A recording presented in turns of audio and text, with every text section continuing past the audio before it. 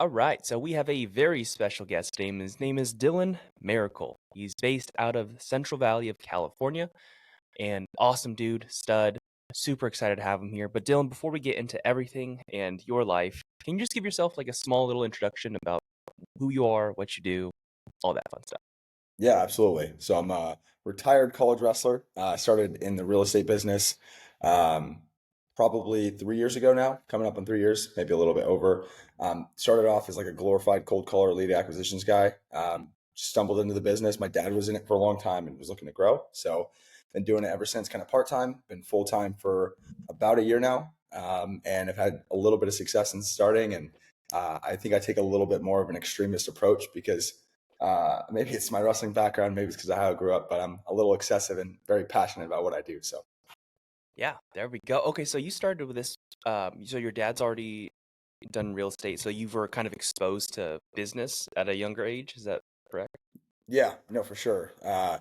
Yeah, he took over the business in like 11. I moved in with him when I was like 12. And I've always kind of had a little bit of entrepreneurship in my blood. I come from a long line of entrepreneurs and Mhm. always grew up watching him do real estate and go to open houses and stuff with him. And then I would always try to do little side hustles and stuff while I was a kid. So, Okay, that's crazy because it's in your blood. That's funny because it was opposite for me. Like for me, if dad was a W-2, and he's been like that. So it's interesting to hear people's stories and what they're influenced by really early on. yeah. So was real estate the first entrepreneurial thing you did, or did you do something else? Well, I mean, maybe the first like successful thing that I did. I think the first like entrepreneurial thing that I did is I sold popsicles when I was 12. That was my first taste of entrepreneurship. I only made like 300 bucks in the summer. I just made a clip about it recently, but Hmm. I felt like a millionaire, and I was like, "Gosh, this is so cool." Then ever since then, I've always like I was like selling candy at school, selling Pop Tarts out of my bag, painting pictures for people. Like I was always anything I could do to make money. It was like that's what I wanted to be doing. Wait, so hold on, you made 300 bucks selling popsicles. How old were you? I was 12. No kidding, that's Yeah. crazy. Yeah, dude. I would Oh my, literally sit outside. So my dad would work during the day, right? So like yeah. in the valley, because you're from Fresno, but it would get super hot. So like 2 to 6 p.m. I didn't want to sell lemonade. I wanted to be different. So I took $20 from my dad. Obviously he gave me permission. And then I went and bought popsicles and then would just be out there. I'd be out there from like 12 to 6 sometimes just grinding. I'd twirl my thing around and I only made 300 bucks, but I literally felt like I was like on top of the world. That's crazy. And then it's translated now what you're doing in real estate. So I guess what are all the things you're doing in real estate right now? Yeah. So I'm a retail agent. We do a bit of wholesale, a bit of fix and flip. We do property management as well at Merrick Realty. I what I would say I do primarily is I hunt for deals and I find the avenue that fits them best. So sometimes it's us buying them, sometimes it's us helping manage them, and really just identifying problems and giving the proper solution to what the problems are. So that's what I say I do. But anything to do with real estate, that's pretty much where I'm at. Sweet, man. No, I love that. I love that. And you said you've been doing this full time for about a year now. Yeah. Ah, that's awesome. Those are the fun stages, and then you learn a lot, man. So, Yeah. what I want to know actually is because I've got to know you a bit. You're a hard worker. You grind. You do what needs to be done. Where did that come from? Like, were you always like that? Is that how you grew up? How your parents raised you? Like, why are you like that? That's a good question. Yeah, man. I mean, I'm sure it's a multitude of things, right? I think it's a little bit of nature. I think it's a little bit of nurture. When I was a kid, I didn't really grow up in the best environment, so I kind of always had to. Before I moved in with my dad, I was like an adult at a young age. Like I had to kind of call uh, my grandpa to bring us food because my mom wouldn't be awake, and I wasn't tall enough to reach a payphone, so I had my brother hop on my back to uh, call my grandpa, and he was 3, so I'd like tell him how to dial the number. So I think I've kind of just always been. I've resourceful. I'd figure it out. And Mm, so I think at a young age, I kind of learned to um, eat what I kill kind of thing and was always responsible for myself. And then when I moved to California, I'd never been introduced to goals before. And so my dad is a very excessive person, much like myself. And he was like, you need to have a goal. I didn't know what it was. And then he's like, well, what's a goal? I was like, I want a six pack. I don't know. And so I got a six pack at the end of the summer and I was like, holy shit, like this is sick. Like I can say what I want and then go get it. And so I just kind of took that and ran with it, man. And he was a great mentor for me. He was super super hard on me, but I think pressure makes diamonds sometimes. And I don't think I'm a diamond, but I think that it really I was brought up in the right environment for myself, and I think it served me well. Yeah. No, I think that's awesome. That's so true, man. Like your environment's everything. And whether it's something that you created for yourself that creates pressure, or maybe an Yeah, external source like a very supportive father giving tough yeah, love, which that's awesome. yeah. Um, I think everyone needs someone to be tough on them, whether it's them or someone else. Yeah. But I guess Real once, quick before you dive into me, I'm actually curious for you because yeah, you give me a lot of credit for being a workhorse, but we had a phone call not too long ago, and your schedule was packed from like 5 a.m. to 8 p.m. So where do you feel like it came from for you? that was ingrained to me a lot from my parents, for sure.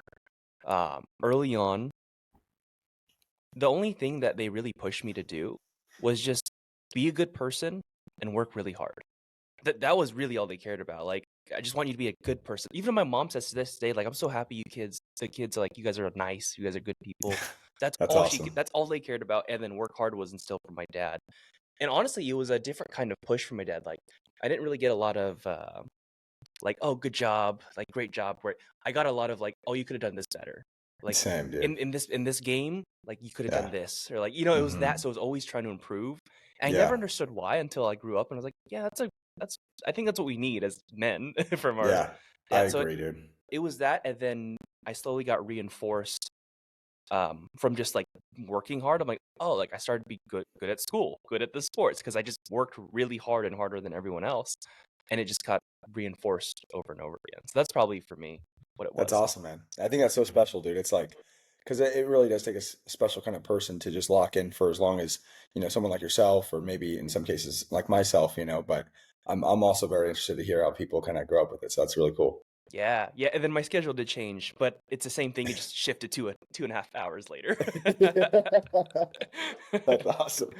Yeah, but okay. So for you, what I'm really curious about is because you have a wrestling background.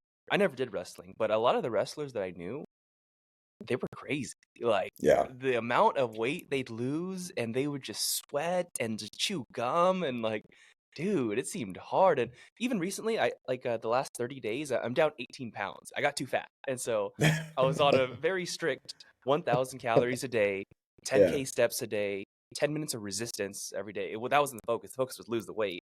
Yeah. And I lost 18 pounds in 30 days, and I was like, this is nothing compared to what I know the wrestlers did. So Yeah. Yeah. how hard was that to you, and like how long did you wrestle for? Because I think that's a big part of probably your personality, I'm assuming.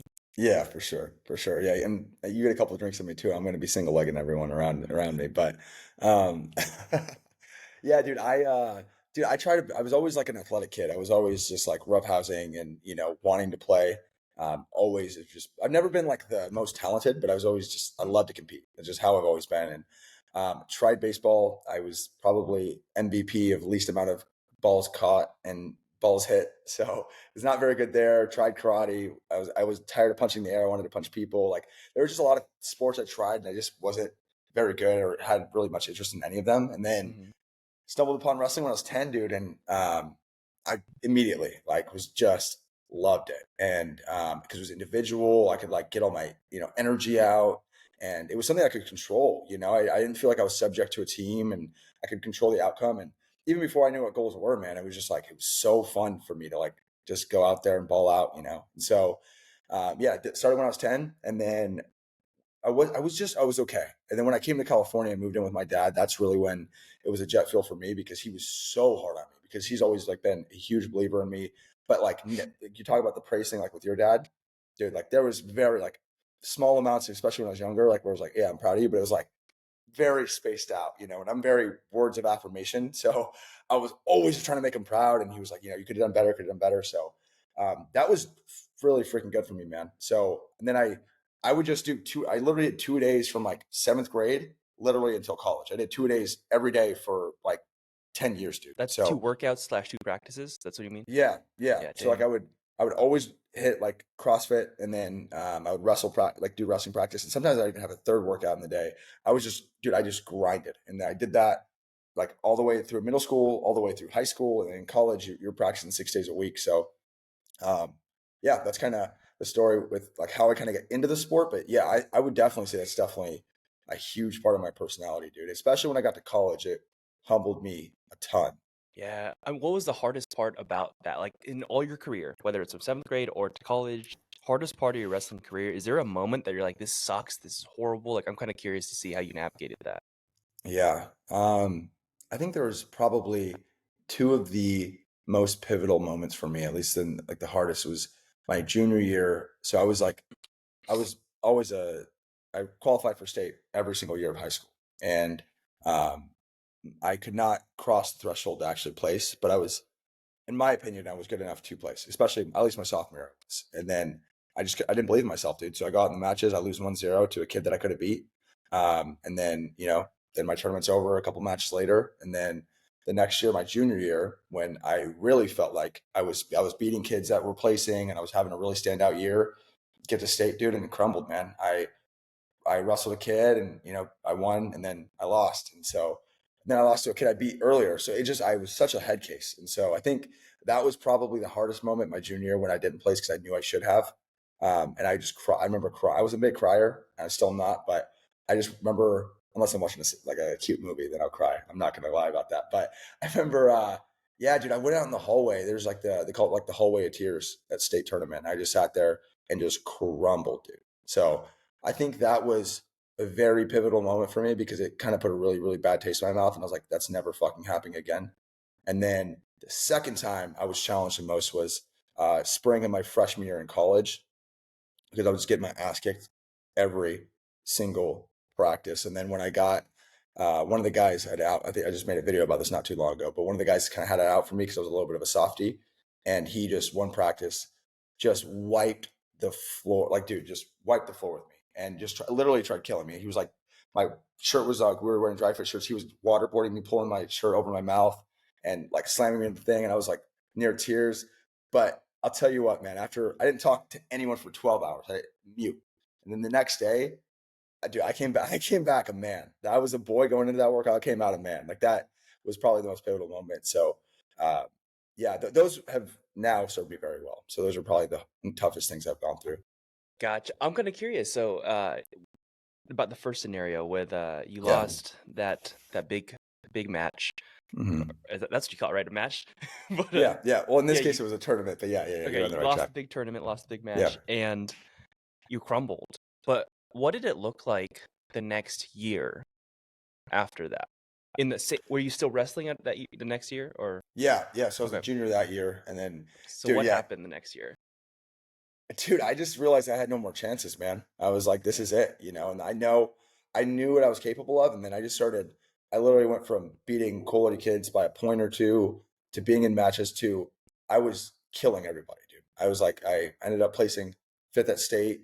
I actually was in blood rounds going into, so blood rounds was like the match. If you lose that match, you're out of the tournament. But if you win that match, you place.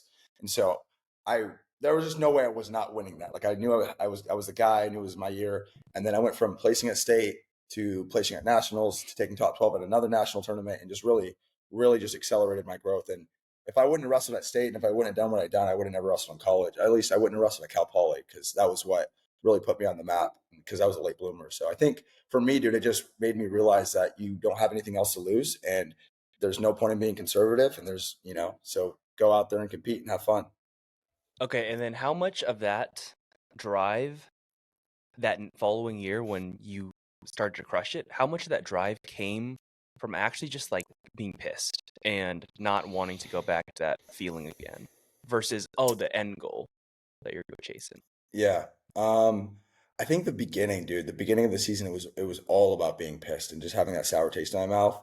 And then once I realized kind of what I was capable of, and I kind of saw the gap I was spreading on a lot of people, it then became really fun for me. And I guess my focus less on the outcome of the match and I more put the focus on just like having fun and having a blast out there and just letting it fly. That's what we say in wrestling, like just let it fly. And so I was trying new moves, I was doing fancy shit and like just having fun out there. And I think that's what really changed for me is once I first it was being so angry, and then when I started spreading the gap, it was like, oh, this is fun. Like this is why we do what we do. So yeah, it was definitely an accelerator for sure.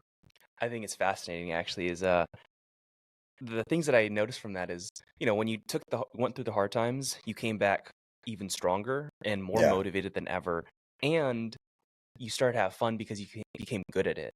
And I think it's funny because I hear a lot of people in business, they're trying to get into business. They're like, "Oh, I'm trying to let's find my passion." And I used to not have an opinion about that, but now I do. Now I'm pretty strongly opinionated on. I think the passion comes from being good at something, but you don't Yeah. become good at something until you just grind at it. That's a good Uh, point, dude. yeah, because I told myself, yeah, I'm passionate about real estate at the beginning, but I don't think I only said that once I bought the first house and it was making money. I was like, yeah, this is awesome. Uh, and it's like anything in life. When fitness, like once I became good at it and started to lean out, bodybuild, and I was like, oh, this is Yeah. fun. But it was Yeah. Yeah. never fun when you didn't see the results. So 100%. That's that's a why I good thought it was point. fascinating to hear your story.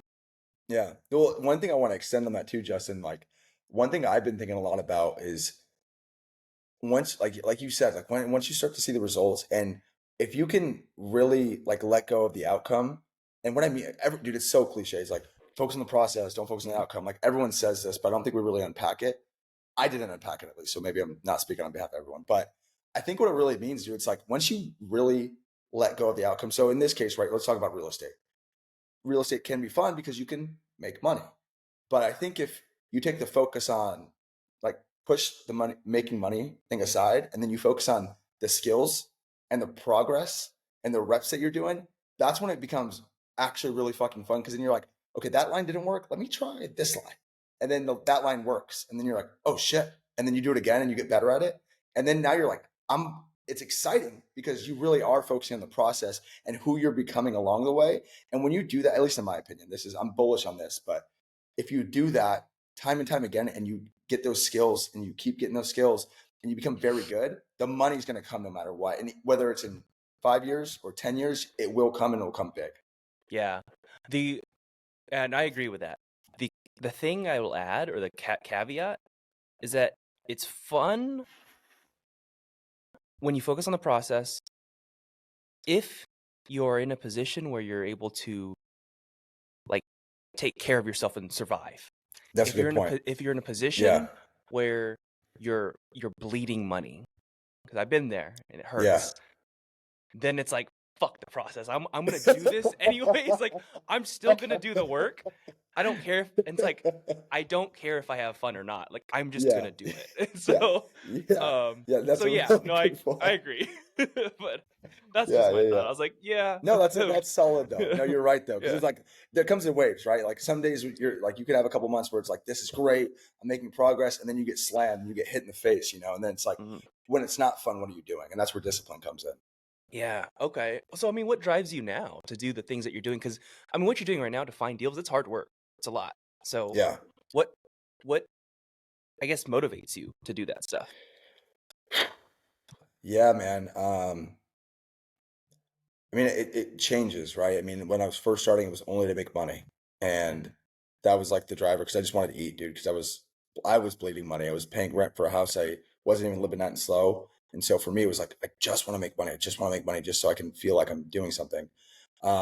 Then it shifted, and lately, dude, it sounds cliche, but I just love getting better.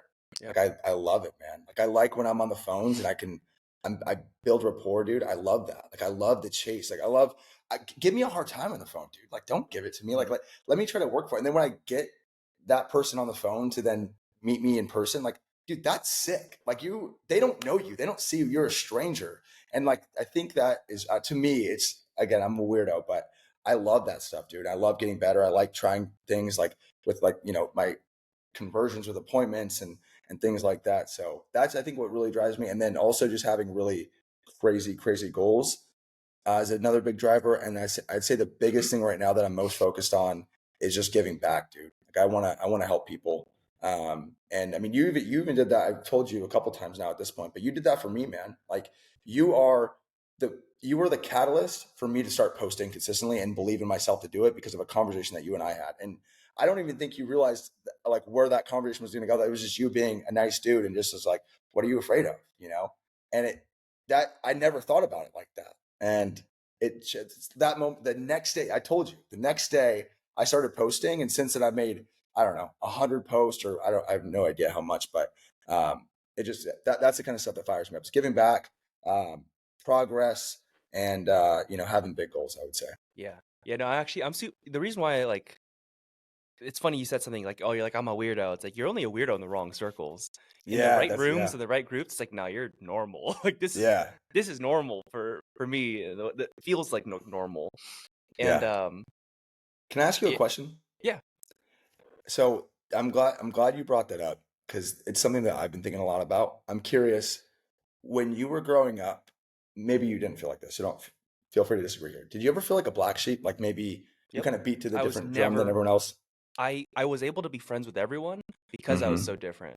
Like, Yeah. in high school, I didn't have a clique. Even though I was like a basketball, volleyball, they didn't like those group of guys, like, even though they're my family, they're my, Yep. brothers, but I was never like the same as them, if that makes sense. Dude, I I played yes. team sports, and I was like, I Yep. still was never the same. I still worked harder. I still did things different. I still treated people different. I was able to be friends with the emo kids and like the Mm-hmm. preps and the Yep. jocks, like, because I was just different. And it's not to say that, like, I don't think that means I'm better. I just think it was weird to me. I never Yep. fit in. I felt like I never did. Dude, I relate to that so much. And I don't think it comes from a place of thinking, like I don't think it's an ego thing. I think it really is. It's like you beat to a different drum than everyone else. It sounds like it goes together, right? If like it's like Mhm. this, but everyone else is like this, right? It works together, but it's just not the same rhythm. And I don't think there's anything wrong with that. And I think what you just said, I used to be so upset with myself. I'm like, why do I have friends, but it just doesn't feel, I don't feel it. And Yeah. you start There's to a find your group. there's a reason why I reached out to you multiple times about like different things, is because you beat to the same drum. And it's Hmm. hard to find that. Like, It I is. I just moved to Vegas, and another thing I want to touch on you as a compliment is that you take fast action. Like, that's like the number one sign of success for people if they stick with it long term, is fast action. Like, the moment we talked content, you started making content. The moment I told you about this AI editor, I saw you start to use it, and like I was like, nice. Yeah. And so it's Yeah. like that's different. So that's just kudos Yeah. to you. Thank you. But I notice it in all environments about being different. And in certain rooms, even the like high performing rooms, there are minor differences too. Because even if someone makes a lot of money, it doesn't mean you're still on the same beat of the drum.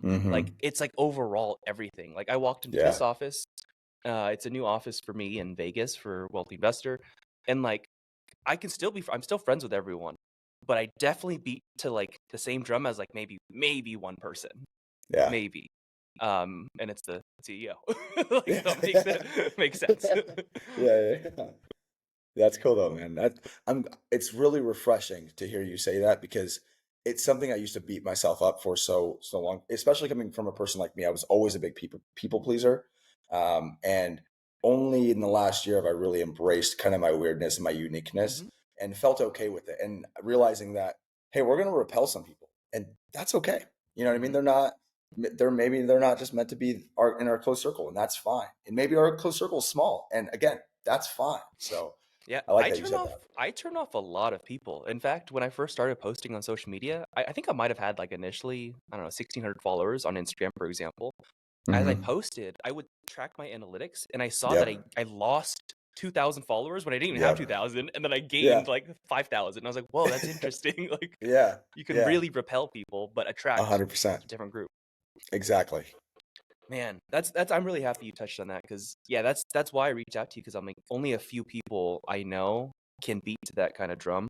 The same, it's the same feeling, because certain people remind me of myself in different ways, and Hmm. you're actually one of the few people that remind me of myself in a lot of ways, That's which is awesome, man. cool, which is really cool Fe- actually. Feelings mutual. Yeah. The other thing too is I wanted to ask you is, like, what's the hardest thing you've done? And you don't have to answer it right away, because I actually wanted to bring something up. Am I cool to share like a clip of one of your Instagram like old Yeah. posts about a hard Of thing? course, dude. So I'm Yeah. gonna share the screen real quick, because I was Do doing a it. little bit of research first, and it was this thing. It was a cold plunge, and the freaking ice. Can you see this? Nah, not yet. Not yet. It's Oh loading. shoot! Let me know when you can see it. Maybe. Let you know. I got the little purple dots. Uh, maybe. Oh, I see purple dots too. Okay. Well, Oh, anyway. here we Oh, go. there we Here we go.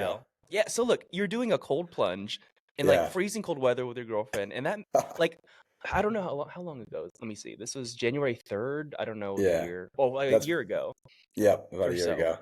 So that made me think of let me stop sharing. It just made me think of, like, how long have you been doing hard things? Like, when have you started to intentionally start to try to do hard things for yourself? Like, just you, not because your dad said to do this, but, like, because you Yeah. said, "I wanna do the hard things." When did that start? That is a good dude, I've never thought about that. When did I start? I mean, I liked like I always liked like hard workouts and stuff. That's why I did CrossFit. I competed for a little bit, but there were still things that like I was repelled by. Like I didn't want. Dude. I hated cold water, dude. I don't like swimming. I looks like a boxing match when I'm in the water. Like it just, um, I think what like really when I really started to embrace it, I had a girlfriend, like partway through my freshman year, and then we dated up until about I think the beginning of my third year.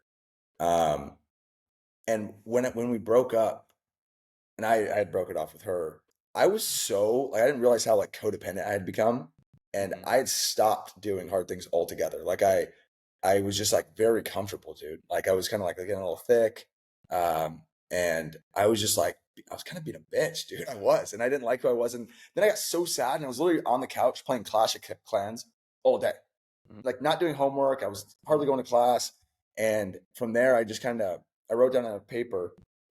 Um, if I thought I was like, I'm done. I'll never have a girlfriend ever again. I'm not made for this. Blah blah blah. I'll just be the single guy, with two girlfriends at my friends' weddings, like that kind of thing, like the weird uncle, basically.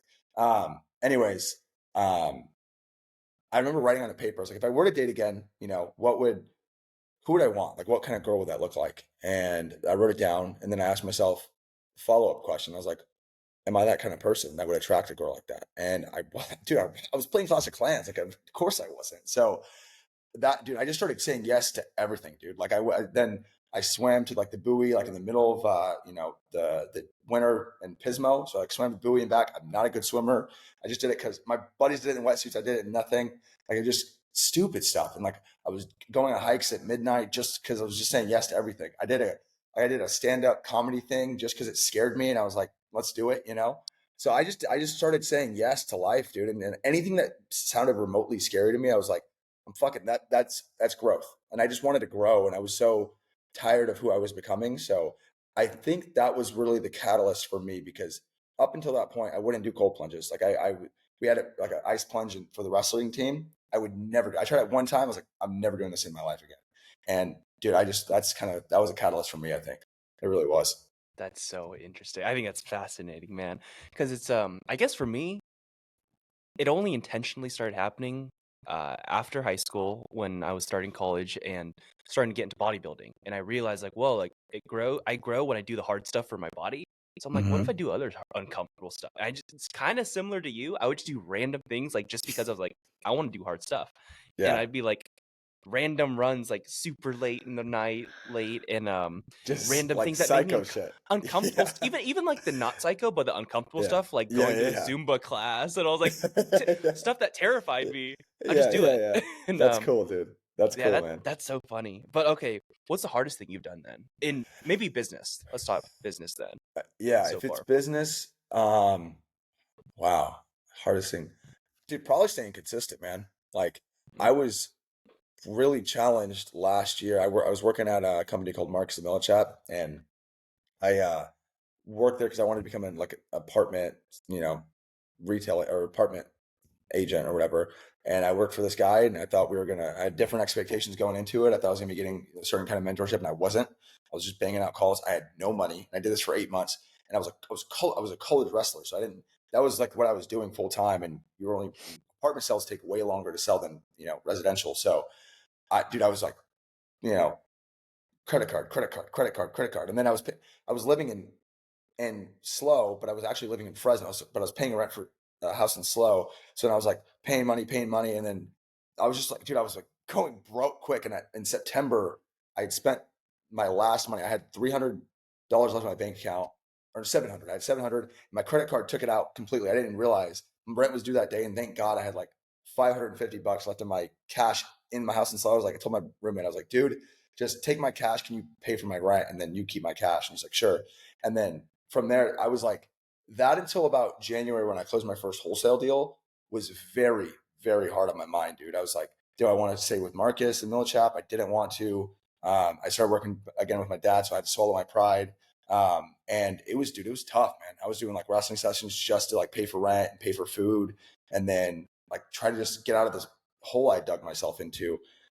So that was the hardest part. And underlying all of that, it was doing the actions despite me being like feeling like I was fucking getting smothered. You know what I mean? I was just like panicking all the time. And I wasn't even in that much of debt, but I just never been in that position. I felt so silly because I'm this driven dude. And I'm like, how did I end up here? I just wasted 8 months. It felt like I wasted 8 months. So anyways, that's kind of, I'd say the thing that was the most hard for me.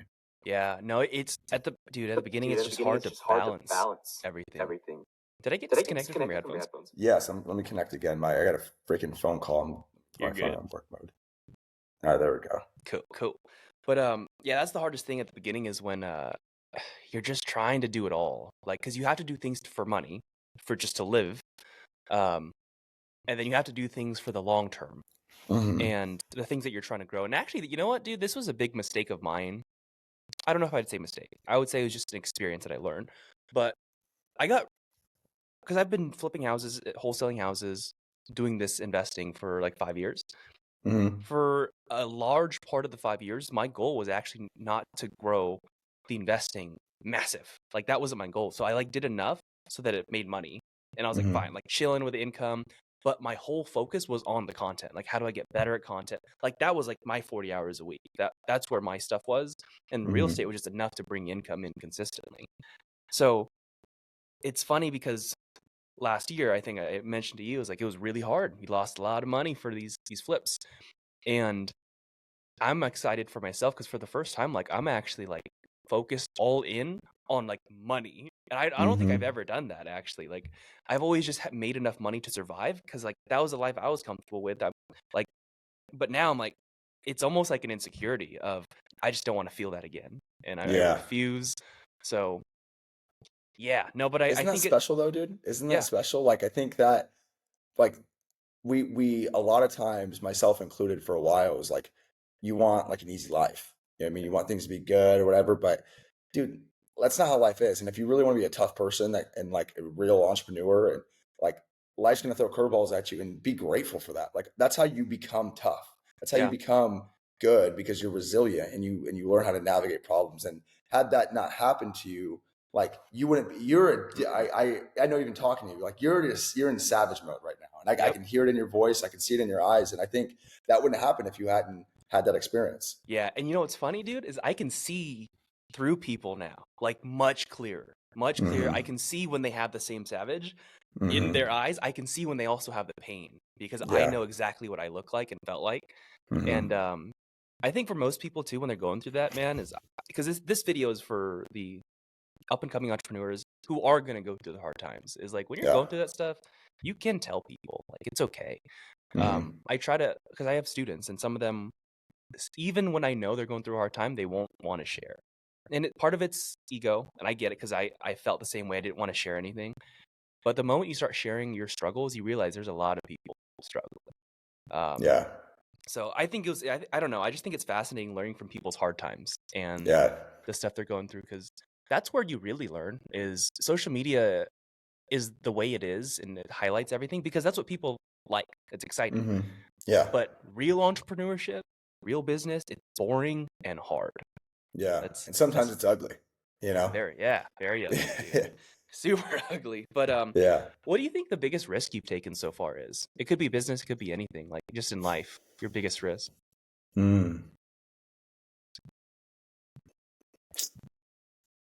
Dude, that's a good question, dude. I don't know, man. I think I look at risk differently than everyone else. How do you like? I don't really.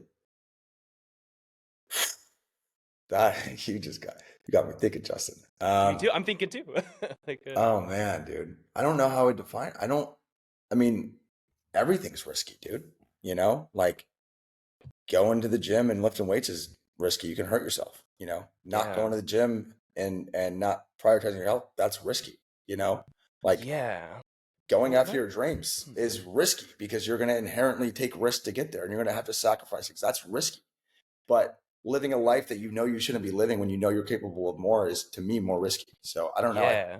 I look at it differently. I'd be Risk. curious to know the definition. I don't know. Yeah, risk define. Let's see. What does it actually mean? It says a situation involving exposure to danger.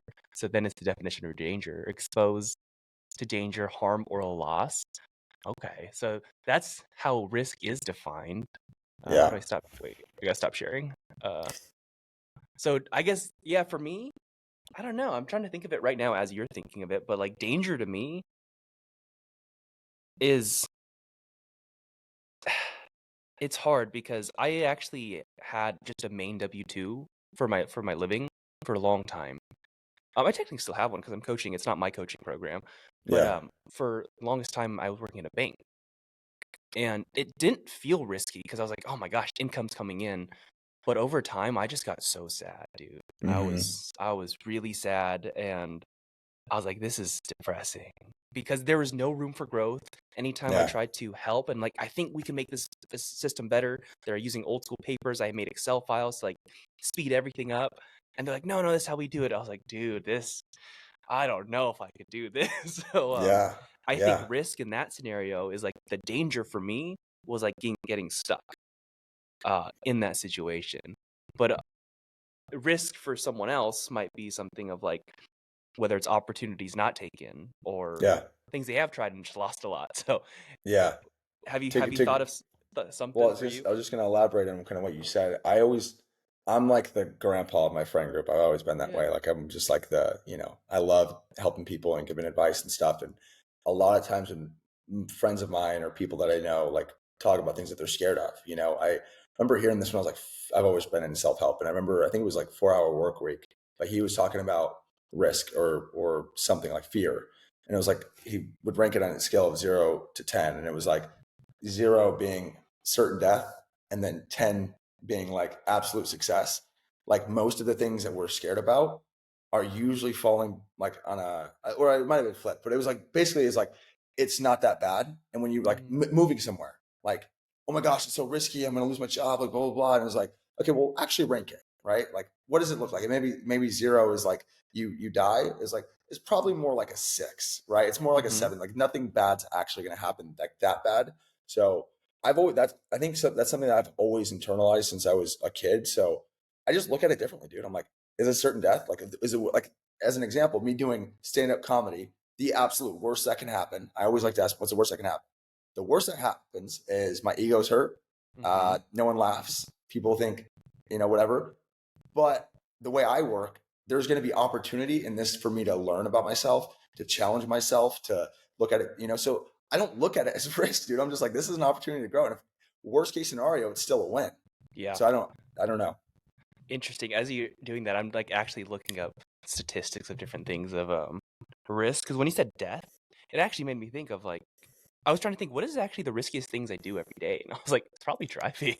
Like actually, so I was like, why am I not afraid of driving? I should be. And Yeah. the reason why I thought of that, I've been following this dude recently. You might have heard of him, Brian Johnson. But The name sounds familiar. it's like this health guy, but he's like pushing the boundaries of what human life will be capable of. So he's trying to live for a long, long time, and he's basically doing all the golden standard practices of ensuring that he's living a long time. So like when they test all of his blood and everything, like he's like 40 something. Everything is pretty much that of an 18-year-old. Like all Damn. the statistics, and I was like, holy crap. And he talked about like the riskiest things he was doing, and it was driving. I was like, whoa. like Yeah. I guess that's true. So I don't know. I think people think of risk differently. Is there anything that you've done though where you made a big leap of faith that either paid off or you're not sure if it's going to pay off yet, or it's just time? You got to give the time. Um, hmm. Dude, I think maybe one of the riskier things I did, it felt like a big decision then, is my first year, I wasn't really in college, I wasn't really doing the right things. And I was just like, dude, I was people pleasing and I was like kind of I was like hooking up with lots of people, just being like a shithead, you know. And um, I kind of like left my moral compass out the window because I was when everyone would talk about college, it was like, oh, it's when you're having fun and like you should be doing this and this, and I was just listening to what everyone else told me I should be doing, and then I got caught up in a very like not me lifestyle, and I was hanging out with people that I'm still associates with, and like they were teammates of mine, so they're not like inherently bad people, but I wasn't liking the person that I was becoming with all the things that we were doing, and so I pulled out of my lease. I went to the athletic director because any athlete on campus is supposed to live on campus for 2 years. There was a couple guys that I wanted to live with instead. I'd already committed this lease, and there was no way out of it. And so I went to the athletic director because I was working at a sandwich shop, supporting myself and paying room and board and stuff.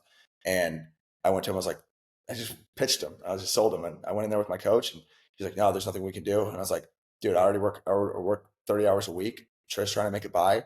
I'm paying $1,200 a month to live on campus. My grades are already shit. So you want me to work 40 or 50 hours a week to support myself when I have another option where I can get better grades and focus on my school and work less?" I mean, you tell me. I mean, do you support your athletes or do you not? And I was the only athlete to have ever negotiated his way out of it. And I literally slept on the couch for $400 a month for four months. And then I upgraded to the loft, but the loft was like storage. So like I had this mattress topper that I literally slept on for 2 years and just paid $400 to live there with in an apartment with 2 bedrooms and 5 dudes. And I think at the time it felt like a very risky move, but it ended up being one of the best things for me because two of my friends are married now, dude. And I started like trying to be, I was still not perfect, but I started caring about like long-term relationships. I didn't really have a whole lot of example of that. And my roommates were great examples of that. You know, they're married now, you know, and they were leaders on the team, and they had a tremendous impact on me and, you know, my wisdom. And it was hard, but it was ended up being one of the best decisions for me, but at the time felt one of the most risky. Yeah. No, that makes sense, man. Oh, that's crazy. Uh, I love that you negotiated out of Yeah. whatever lease you had. That's awesome Yeah. that you could. So, Yeah, dude. oh man, so you must have always like had a thing for sales or just growing up with your dad, huh? Like Yeah, learning yeah. about that and how to I talk. just hate rules, dude. I hate rules. Yeah, I feel me like too. so like I was always negotiating my way out of it and like trying to find people's hot buttons so I could like learn how to like, you know, get into where I wanted to go kind of thing, you know? Yeah, and when you say you hate rules, because I also think of like not just rules set by, I don't know, uh, school or whatever, but like society and the standards of society. Mm-hmm. Is I actually had an argument with my dad not long ago, and we never really argue. Well, we do in like the big case scenarios, but Yeah. they're respectful argues. They're like they're soft, stern argue Right. where They're like you're debates where just you guys have they're opposing debates. views and there's like Yes. two I was bucks. like, here's my Yeah. plan. I'm moving to Vegas right now after just talking to my main mentor coach. Uh, and he's like, I don't think you should do it. Like you're going through all this, you lost all this money, you're paying these loans, like you want to make sure you're okay. I was like, I'll be fine. Like I'll be okay. And he's like, well, because I told him like, here's the schedule, here's the game plan. Like these are 12, 13-hour work days. And like, here's exactly what I'm doing to stay healthy, stay fit, have a good relationship with my girlfriend, still see my little niece every once in a while. And he's like, that's not healthy.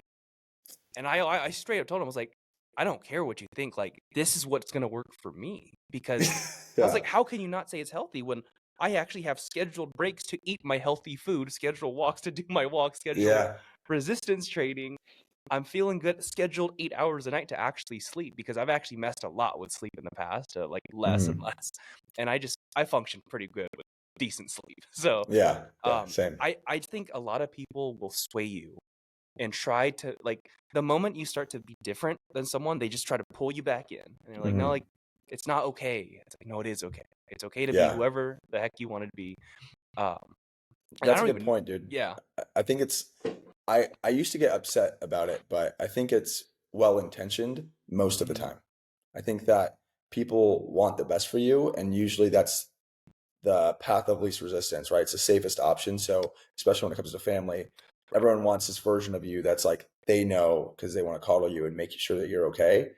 Which feels like aggression sometimes because it's like you don't know Mhm. where I'm trying to go, and it feels like they don't want what's best for you. But I don't think it's like that. And I think in some cases though, maybe when you start to outgrow people, there is some resentment. But I think I like to try to take the mindset like we're all just trying to do our best, you know, and so and you got to do what you got to do sometimes. And I think it's awesome that despite your dad's influence, which sounds like growing up, you had a very similar experience with him being very hard on you, and I'm sure part of you wants to make him very proud. Yeah. So I know that's probably had to be a very hard decision for you to make. So kudos to you for doing what you felt was best for you. Thank you, man. Yeah, that's exactly how it is. Yeah, people have good intentions, and for the most part, I'd say, Yeah. and usually they just like everyone thinks from one frame, from their frame, their perspective, because no one knows anything different. You know, if I think from one frame, like I don't know anything different unless someone shares something that can expand it, and we all look at life in our own lens. So that's why I think it's kind of fascinating. But I'm super happy I've had you here, man. Like I want to actually end this with just something that you think you really want to share. One message for the aspiring new business owner slash entrepreneur. What do you think your takeaway message that you want to share is? Hmm. I think sometimes we want to have it all figured out before we start. And I think that it's scary. I think sometimes we don't believe in ourselves. I think the thing that I'm constantly being reinforced by is the fact that action precedes everything else. So if you don't have the skill, you don't have the confidence, that's okay. And if you get the reps in and you focus less on the outcome of where you're going and you focus more on just getting better at the activities that will get you to where you need to go, I think the more you do that, the more you develop the skill. And then when you start to hone in on the skill and you get better at the skill, the confidence comes, right? And then you just kind of keep on this loop of action skill, action skill, action skill. And then it becomes confidence. So I think if you have nothing else but this burning desire in your heart, just take action. And you don't have to be good, but start by, if it's in real estate and you're on the investment side, start by making your first cold call, and then make your second, and then make your third. And then if you want to get really better, if you want to get really good in a shorter amount of time, do more and more and more. Dude, I love that. I love that. I'm actually super happy I had you on. I think this is one of my favorite podcasts because it was really just like mentality and all that stuff. So appreciate you being on, man. I know that people will love it. If someone wants to reach out to you and they're like, dude, I love this guy, where can they reach out to you? Yeah, well, first and foremost, dude, I appreciate you being here, dude, and providing this platform for me to come on. It's been a freaking awesome time. There's not very many people in the world that I feel like be on a similar drum to me, and I really do feel like you're one of those people for me. So I appreciate you having me. If you guys did like this content, you can follow me on Instagram or TikTok. TikTok, I go by Dillionaire, Dyllion, and then air like millionaire. On Instagram, it's Dillionaire321, and on TikTok, it's just Dillionaire. There we go. There we go. Well, you heard it from the man himself, Dylan Miracle. Appreciate you having you on, man. And everyone else, see you the next one.